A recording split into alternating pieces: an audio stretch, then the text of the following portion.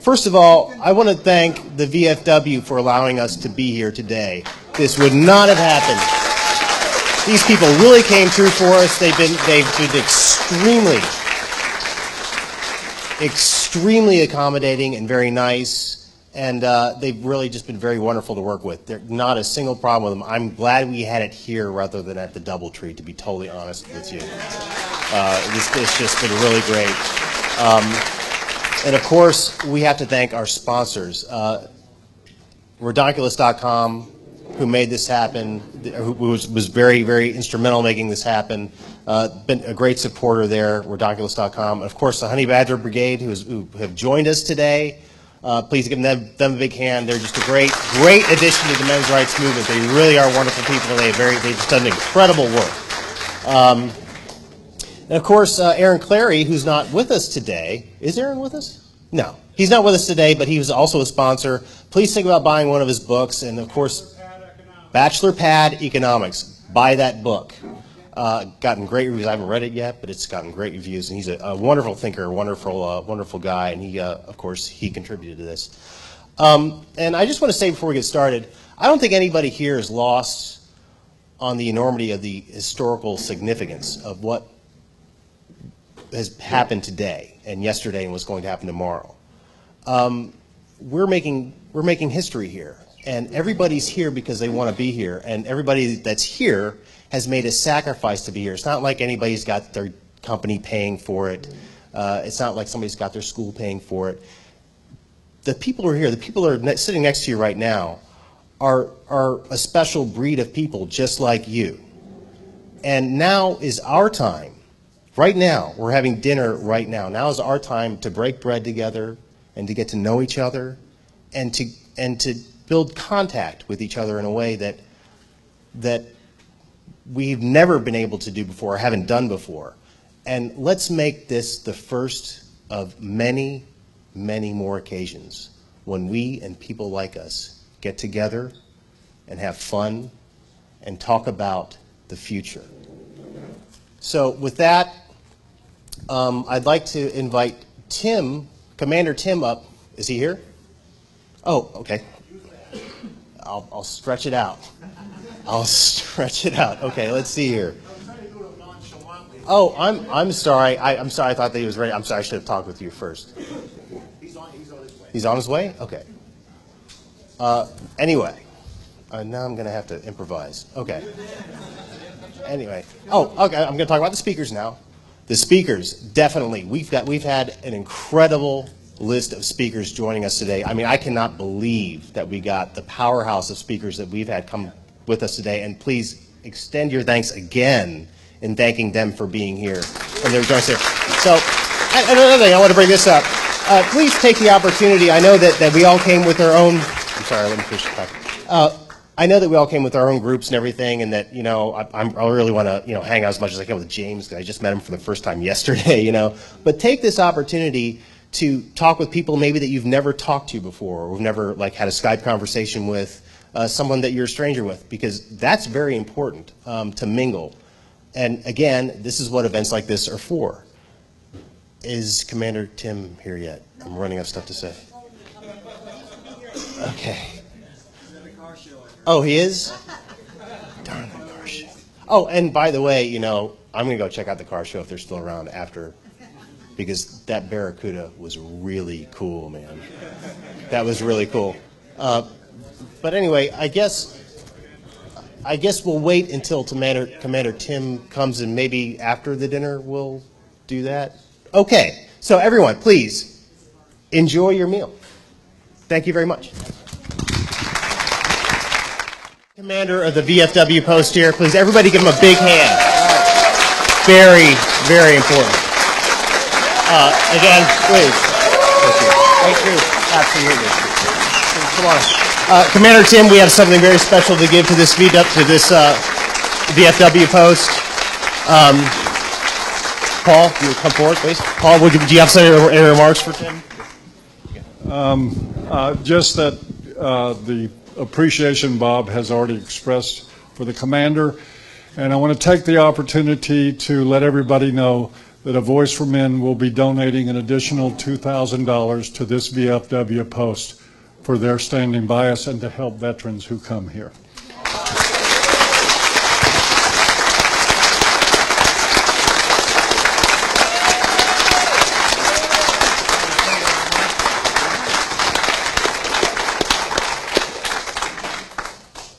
Everyone here is welcome to be here, and when we were contacted that they needed a place to have this convention, we never said no. You were coming here, no problem. I'm glad to have you here. Thank you very much. Thank you. Okay, so like I said, they're going to call tables, so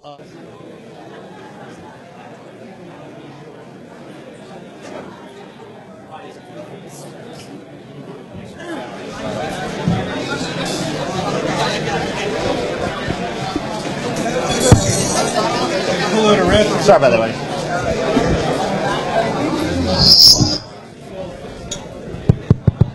So you going to take care of this? Okay. You got to give us in front of that picture in that restaurant, that picture of the man. Oh, yes. That would be awesome.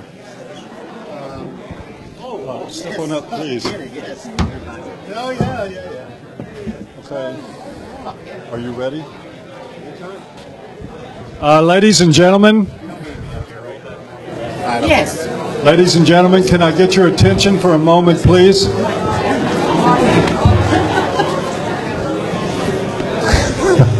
No. No one's going to. Don't make me get the security director. Paul, I need to tell you something.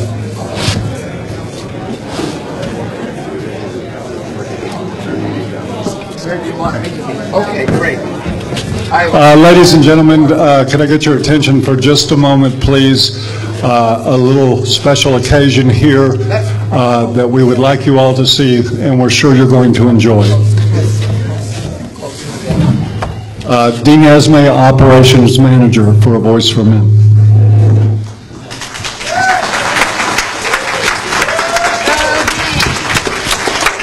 Thank you.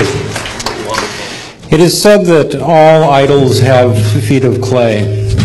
What this statement means is that whenever you prop up a person like a statue, like they are pristine and perfect and belong on a pedestal, then inevitably, when that person shows a flaw, the bronze or marble statue of them in our minds come crashing down as if the feet of the statue were soft and weak and made of clay.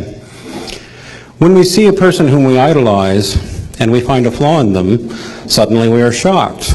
But whose fault was that? The person idolized, or those of us who put them on that pedestal to come crashing down from in the first place? When the human idol falls, it is rarely they who really fell. It was the foolish image we had of them as something other than human that falls. So tonight I want to talk to you about a flawed, imperfect human being. Starting from a troubled, violent childhood, as an adult, this person lived a life of scandal and outrage, frequently breaking the law, getting into fights, even with cops. In fact, I read somewhere that she once drove a cop right out of her house screaming, "Fuck you," while she was busy inserting herself into affairs that others said were none of her damn business. Broke up many a marriage, this woman did, to the scandal of ministers, priests, and rabbis in the community at large. Respectable citizens were appalled by her outrageous behavior. She was bad with money. She was constantly on the move, and everywhere she went, people hated her. She went through the pattern that so many imperfect people go through, with more than one failed marriage, and children who often wondered what the hell she was all about. Fleeing her native land, she came to the United States, only to be so disgusted by the political climate here that she left again and gave up a chance at American citizenship. I've been hearing about this scandalous woman for many years, wondering what she was really like. A few years ago, I got it into my head that I wanted to talk to her. She'd more or less retired from public life and was an elusive hunt to find her, even in this age of internet connections. She had a website with contact information on it, but no phone number or street address. There was an email address, and I sent emails to what was on that website, and letter after letter went unanswered. The emails went nowhere. I looked to see if she was on Skype. I'm on Skype all the time. And I found no less than 3 such persons with that name, and none of them would accept my contact requests. Finally, in my internet stalkerish ways, I stumbled upon her Facebook, and with a little timidity sent her a friend request. I'm not sure, but I think I sent it a couple of times. Finally, one day, out of the blue, I got a note that she'd accepted. "Victory!" I cried. I had made the connection. Little did I know, I sent her my first Facebook message asking for an interview, and she didn't respond. I sent her another saying, "I want to interview," and she finally said, "No problem, just email me through my website." So I emailed again. No answer. No answer. I messaged her on Facebook and said email wasn't working. She must have been busy or something, so I Facebooked her again and pleaded, "Your email address from your website doesn't seem to work." So she just shot back with, "Well, why don't you just Skype me then?" This woman was starting to get on my nerves. But to make a long story short, finally we got that sorted, and the Skype connection was made with this scandalous, imperfect human being, and a friendship began. I want to tell you something about this imperfect person, because she is in fact my idol, and in my eyes, she can never have feet of clay because she has always had human feet. I can't say I know all her imperfections, but I do know she is imperfect. Like all of us, she is flawed, she is human, she has made mistakes in her life, and she will almost certainly keep making them and keep scandalizing and upsetting people for many years to come. It is thus and knowing all of this about her, I can say she is possibly the most human being I have ever known. And were I to live 1,000 years, I don't think I could meet anyone I was prouder to say I was friends with than this flawed human being who bulled her way through life, not letting anyone or anything get in the way of her quest to help the battered, the bloody, the neglected, the forgotten, the reviled find their own ways back to humanity, not caring who she offended while she was doing it. It is thus with great pleasure that I present a Lifetime Achievement Award to my flawed, imperfect, very human friend.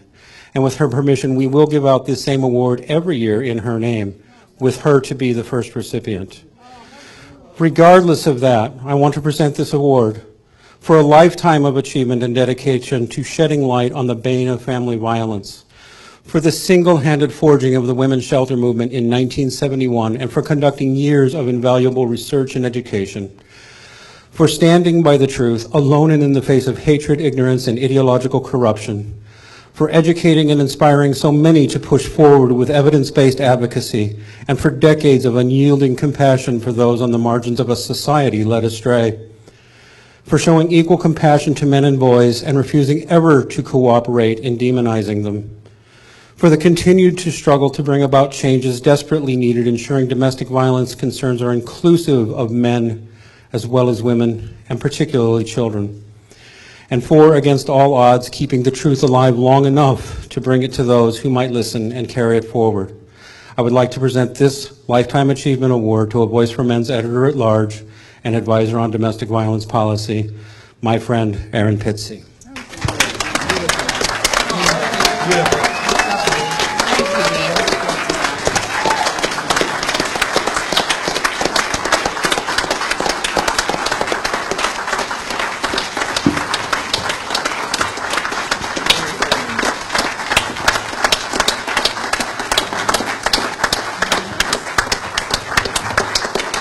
Okay, you can all sit down, get on with your supper, and let me just say one thing. The fight goes on.